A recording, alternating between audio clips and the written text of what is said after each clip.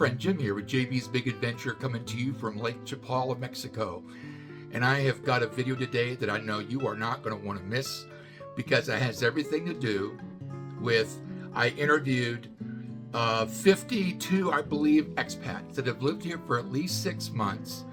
And I've asked every single one of them what the 3 biggest fears that they had before they came here. I wanted to find out literally what was it that they were concerned about. So I pulled 52, and I'm going to be giving you every single one of those, the top lines. I believe there was I put together, I think 17. Yes, 17 concerns and fears that expats had coming here. And what I'm going to do is I'm sharing with you right now. So what I did was I had them literally write on a piece of paper for me. And I had, well, actually there's, I think it's now 86 couples I've been with now that I've actually been with on my relocation service. And I wanted to find out what their biggest concerns and fear were. So here they are in order of importance. Okay, the biggest one was the fear of crime, fear of the cartels, and how safe and secure Lake Chapala is. And I got to tell you, every single one of those individuals that they put that down, that was initially one of their fears, to this day, not one felt it was still a concern to them. I wanted to make sure that each and every one that was a part of this group that I pulled knew that I was going to answer and take care of any questions that they had about any of this. And every single one of them already felt everything was fine, and they fully understood how safe it was here. So, crime. It's happening everywhere in this world. And it's one of those things that you can turn on the TV in the States or in Canada and see it happening all the time. And I got to tell you, you wake up in the morning here, you don't see it. You don't hear of it. We're in a wonderful place. Now, I'm not saying that there's no crime here. There's more petty crime. Maybe things get stolen or, small stuff. But it isn't like you're hearing about people getting shot and broken into and things taken and abducted and kidnapped and, all that kind of stuff. Don't hear about that. You do not hear about that here at all. I should say this. I don't want to say at all because it'd be zero. You just don't hear of it like you do in the States. By nowhere is clear. I literally every morning can wake up in the morning and just know today's going to be another great day of life. And I would say that there's a lot of other people that feel the same way. There's some folks new still kind of getting their feet wet and just kind of really moving in and really getting their bearing straight of what it's like here, brand new people. But for the most part, I'll just tell you that you just don't hear. Crime is not like something on everybody's mind, just because of the inactivity of it here in the same as the States. All right, second, medical care, assisted living, and independent care. So I want to tell you that I've actually done a video on one of them. I've got 2 others that I'm going to be doing, and it is something real here. There are individuals that not only themselves come here, let's say they come in in their 50s and the 60s, and they bring parents along. Well, those parents need a place to go. And in this video, I talked about how Barbara, my wife, actually, her deceased husband was actually in a care home for, I think, 16 months. And she'd go there every day with him. And it was $6,000 a month. So she knew what the expense was. But here it was only $2,000. And it was a great video. This gal, Amina, did a great job. She's the owner. She's a nurse on top of that. And it was a great video. Now, one of these individuals felt like that was going to be really of a concern of theirs. They realized the great medical care that actually is available here at Lake Chapala. And so number 3 was access to quality health care. I've been to the doctor. Barbara's been to the doctor. A lot of other people have been to the doctor. I know of people who have had surgeries here. Very happy with the care that they were given. And it's a whole lot less than it is in the States or up in Canada.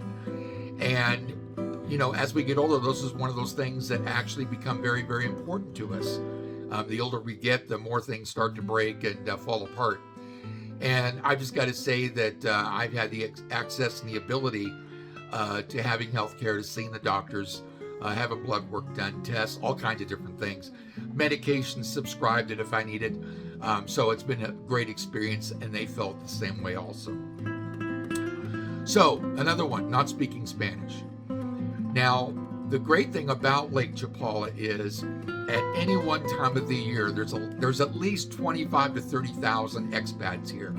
And obviously expats or expatriates going to be speaking English, because for the most part, they're from the States or from Canada. And so depending on where you live here along the 20 miles on the north shore of Lake Chapala, you're going to be able to run into people all the time that don't speak English. But I do want to let you know, it's important that we embrace the culture, because this is their home and we're guests. So it's important for us to learn to speak Spanish. And I am trying hard every day. I'm trying to, things I learn, phrases I learn, that literally every single day I'm using, and I'm trying to add some to it. So I'm really trying to work on conversational Spanish. And believe me, I've said some things wrong. I just had somebody, I asked for, how did I say? I think I said poquito caja. Well, caja is a box. So after a meal, if you've got meal left over, and I obviously do because I'm not a real big eater since my weight loss surgery, but I was asking for poquito, and it's actually chico or chica caja, or caja chica, I think is what it is, caja chica, small box. And so I got corrected, and so now I know how I'm supposed to say it, chico caja. So that's one more thing that I've learned. So learning Spanish or knowing Spanish before you get here, I would say it's not bad. It's better if you do know something. But once you get here, you get with the Mexican people, and you're trying to converse with them, and you'll get corrected. And you know what? They love the fact that we at least try. So that's really important. And you're able to take classes here. So I've actually got somebody who's one of our subscribers that is actually coming back into town, and they're willing to actually start a Spanish class for all those that are a part of our channel that have come down here now. I think now, let's see, I think I've gone 86 couples I think I've been with, and I want to say that 67 of them, 68, have moved here.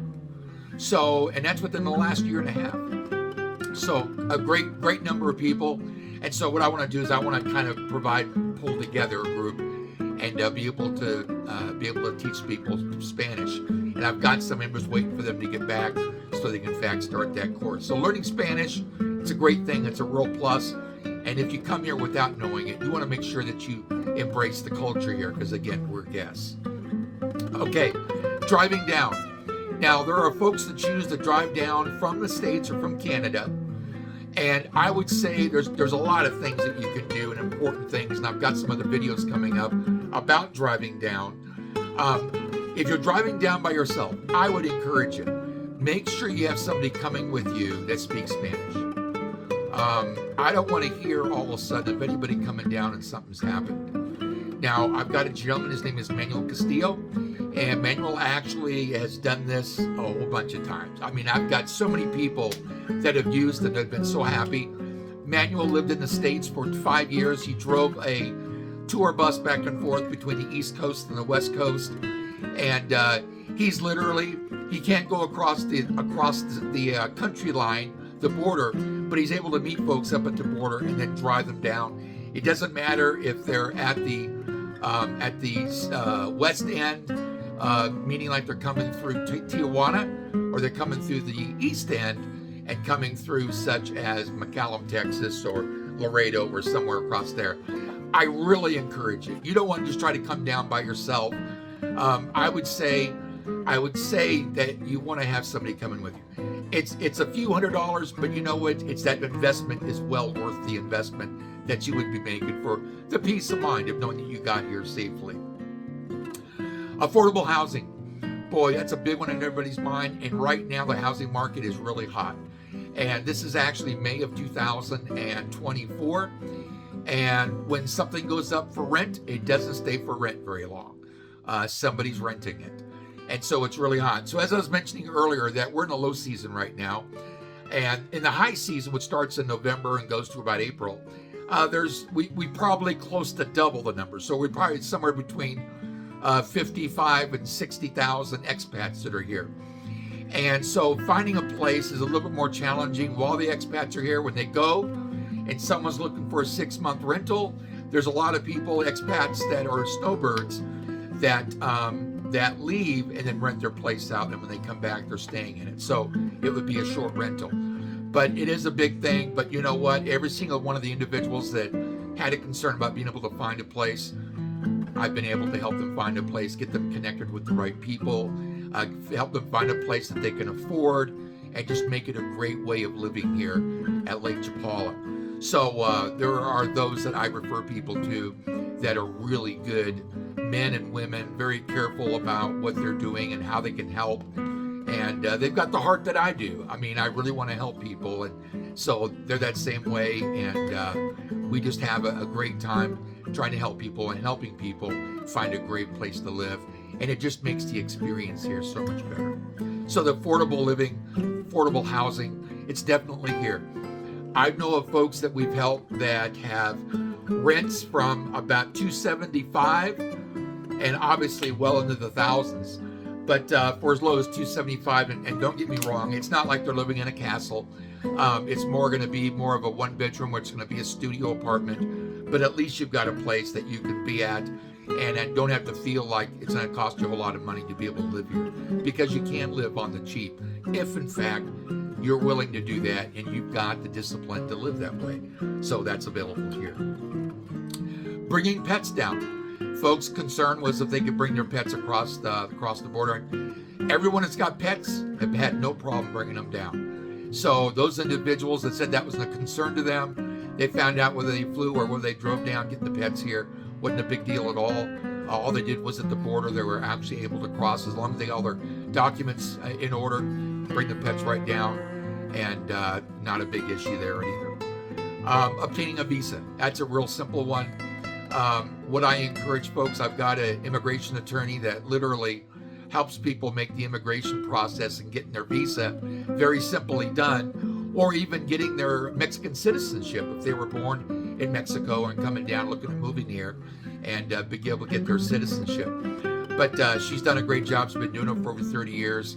And normally what happens is before you even get here, she's already got an appointment for you at the IM office, and she walks you through all of that and takes good care of you. So I hadn't had anybody that had talked about this, because I actually went with a group and I went through each one of these. So folks realized how easy it was and how fast and effective it was that they were taken care of and got their visa taken care of. Okay. There are some folks that were concerned about living alone. And I was very encouraging to them that, there's a lot of singles here. It seems like there's more single women than there are single men, which is kind of interesting. But a lot of singles, and anyone that's been a single that's a senior that's come down, I haven't had one of them that had an issue coming down about being able to live here, being a single. There's a lot of activities and things you can be a part of, a lot of activities. Everything from doing things on a lake to painting to drawing to doing crafts. I mean, a whole lot of things. Sports. Those things are all here. Pickleball's real big here. So if you're single, you come down, you like some of those things, this is a place you're able to do it. And who knows, maybe you'll find love at the same time. Cell service. Barbara and I, we've actually had our cell phones with T-Mobile now the entire 3 years we've been here. Haven't had problems. I mean, every once in a while a call will get dropped maybe or so, but it isn't something that's happening all the time. We're able to get on the internet. If we ever have an issue at all we do is we let T-Mobile know, and they take care of it for us. But we've literally had T-Mobile now for probably, I'm going to say here, we just celebrated 9 years of marriage, and we've been here for 3 years already. So, at least 9 years, and I had T-Mobile well before I even met Barbara. So, haven't had a problem with utilizing down here. Haven't felt like I had to get a Mexican number. So we've been able to do that, and those individuals that came down with cell phone numbers from the States that wanted to keep their numbers and keep their phones have had no problem doing that. Those that actually wanted to get a Mexican number, I've been able to direct them to the right people to get them taken care of. So nobody at this group felt that was still a concern of theirs. Leaving family behind, that's a big one. There have been a couple of folks that have actually moved back to the States or to Canada. I could think of only 2 right now. And these are folks that are younger in their years. They're in their late 50s, early 60s. And they've got kids that are now having grandkids, or they're now having kids. So it's their grandkids. And they want to be a part of their life. But here's the thing I share with everybody. Lake Chapala is only a half an hour away from an international airport at Guadalajara. So you're actually able to be in the States within about an hour and a half is what it takes getting back in the States. And wherever you live, you'd be able to find a flight that will get you so you get to your destination, wherever that may be. So it's real simple to get back to the States and seeing family. And I said, I think Barbara and I only know about 2 people that have actually done that. And it just so happens that one of them is just doing it for like 6 months, then coming back. So that's what's happened about the families. And we fully understand that that's a big thing because people love their families. I should say, I say people love their families. I get to hear some interesting stories. So there's some folks that want to run here as quick as they can. So family dynamics, and there's some that is more important than others. But yeah, that's not continuing to be an issue for anyone here. So can I live here for X amount of dollars? Well, we've got folks that live here just on Social Security. When Barbara and I first came here, all we did was live on Social Security. We had one Social Security check. Our rent was $650 a month. It included everything. We still had our car. We drove down. We had to eat. I mean, we were able to live here on one Social Security check. So I will tell you, if you're looking at wanting to come down for X amount of dollars and you're concerned about that, feel free to reach out to me. My email address is actually in the description below. I'll just tell you what it is real quickly. Our channel name is JB's Big Adventure.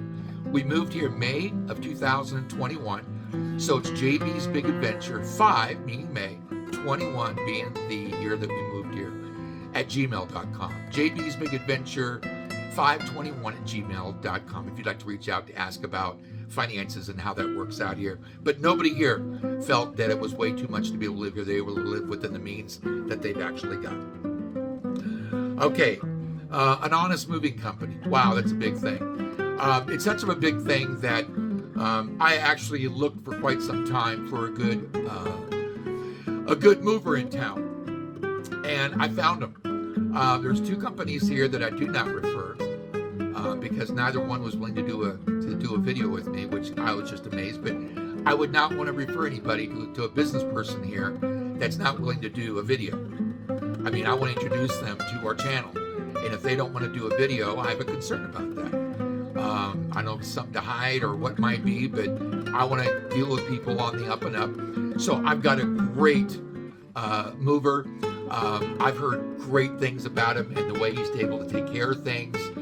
And he used to work for Mexican Customs, so he knows exactly how to get things taken care of and get your move down here, whether from Canada or even from the States. And he's been doing it for a lot of years. I think now he's been in business for like 17 or 18 years now, but does an incredible job. Transportation. So in regards to being able to get around and folks that come down here that don't want to drive, there's options. There's the city bus. You've got taxis. You've got private drivers. You've got bikes. Electric bikes is a big thing down here. So nobody felt like they were still struggling with that, or they had a car they sold in the States, they're not going to drive down, they were just going to buy another one here. So when it came to transportation, everybody felt like that was a concern at one time, but it wasn't any longer.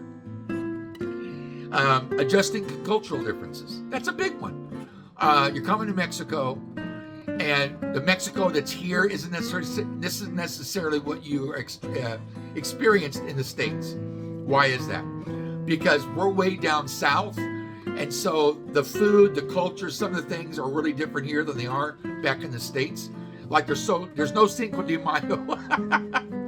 Cinco de Mayo is a thing in the States that they're back, I believe it was the late 70s, early 80s, that they decided to do to get more people drinking beer.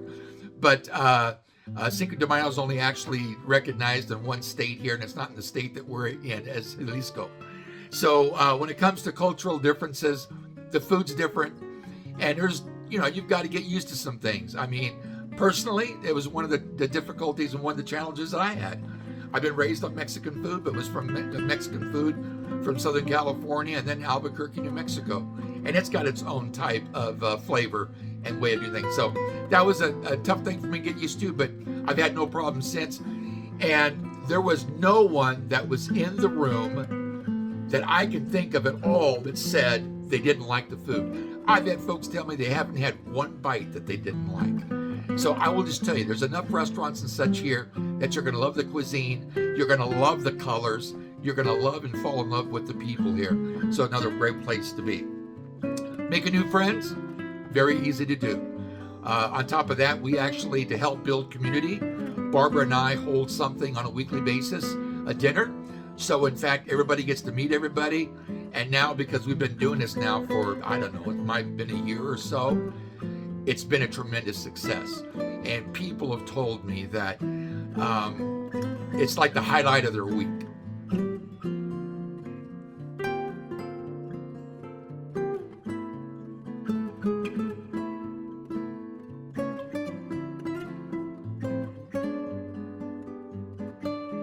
Of seeing everybody, the seeing friends, making new friends. There's always new people coming down. So that's one of those things that I really, it's worth my while to make that available for folks to be able to be around other people and enjoy the camaraderie and making new friends and doing things together and all of that. So it's a great community, and to be able to come down making new friends is a very easy and simple thing to do. And lastly, number 17, understanding how utilities work here. And that's an important one. When you rent a place, either the utilities are included or they're not included. And normally they're going to be in the name of whoever owns the piece of property that you're living in. So normally you're not going to have to actually start services. You'll just be paying for services. The one that I know that we did was one of the ones that sometimes, if utilities are covered, there's two utilities that sometimes that aren't covered. One is gas, and you could actually have the gas guy come out and actually fills up your tank with however many liters that you're looking to get at the moment. And it's a real simple thing to do. They come right out and they take care of that. And the other one is internet speeds. And you know, having high internet, fast internet here is an important thing. And I will tell you, there's only certain places you can get it. And on top of that, there's only certain neighborhoods that you could really be assured that you're going to be able to have high internet speeds. And then there's other places that you can actually do upgrades. But for the most part, there's certain areas that if you're living in certain areas, you might not have high speed internet. And that's one of the things that I cover on my relocation and exploration services, if you have an interest in that. So these are 17 things that this group of 52 expats that have been living here for at least 6 months shared that at one time were concerns and now are no longer concerns. So friend, I hope that's been helpful for you. If you saw this video to be of value, I'd like to encourage you to subscribe. There's a little small red box in the bottom right hand corner. You click on that and you're subscribed. Go ahead and give us a thumbs up. Let other people know it's a great video to watch about retiring here in Lake Chapala. Go ahead and stop by, say hi, leave a question, let us know of a video idea you'd like to see, and most important, smash the bell, because that way you'll be immediately notified when our next video comes out and you don't want to miss our next video. So with that, as always, thank you so much for being a part of this channel. Have an awesome day, and we'll see you on the next video.